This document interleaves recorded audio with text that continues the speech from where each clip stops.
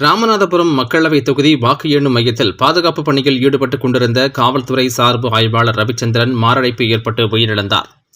ராமநாதபுரம் மக்களவைத் தொகுதி தேர்தலில் பயன்படுத்தப்பட்ட மின்னணு வாக்குப்பதிவு இயந்திரங்கள் ராமநாதபுரம் அருகே உள்ள அண்ணா பல்கலைக்கழக பொறியியல் கல்லூரியில் அமைக்கப்பட்டுள்ள வாக்கு எண்ணும் மையத்தில் பாதுகாப்புடன் வைக்கப்பட்டுள்ளது. வாக்கு எண்ணும் மையத்தைச் சுற்றி 150க்கும் மேற்பட்ட கேமராக்கள் பொருத்தப்பட்டு கண்காணிப்பு பணிக்காக துணை ராணுவ வீரர்கள் மற்றும் 200க்கும் மேற்பட்ட காவல்துறையினர் பாதுகாப்பு பணியில் ஈடுபட்டு வருகின்றனர். இந்த நிலையில் இன்று காலையில் பாதுகாப்பு பணியில் இருந்த பரமக்குடி தாலுகா காவல் நிலைய சார் ஆய்வாளர் ரவிச்சந்திரன் திடீரென்று மயங்கி விழுந்துள்ளார். இதனை கண்ட சக காவல்துறையினர் ராமநாதபுரம் மருத்துவக் கல்லூரி மருத்துவமனைக்கு அவரை கொண்டு சென்றனர்.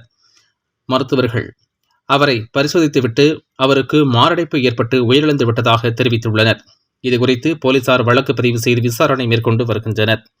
வாக்கு எண்ணும் மையத்தில் பாதுகாப்பு பணியில் இருந்த சார்பு ஆய்வாளர் ரவிச்சந்திரன் மாரடைப்பு ஏற்பட்டு உயிரிழந்த சம்பவம் சக காவல்துறையினரிடம் சோகத்தை ஏற்படுத்தியுள்ளது.